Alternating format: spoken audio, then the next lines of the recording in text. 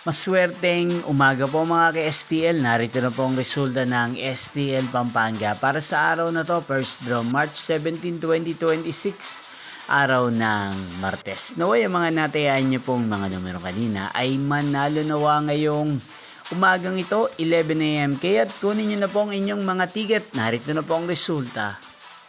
Ang mga numerong nanalo sa STL Pampanga ngayong umagang ito, March 17, 2026, 11 AM first draw result 37 at 30 in exact order.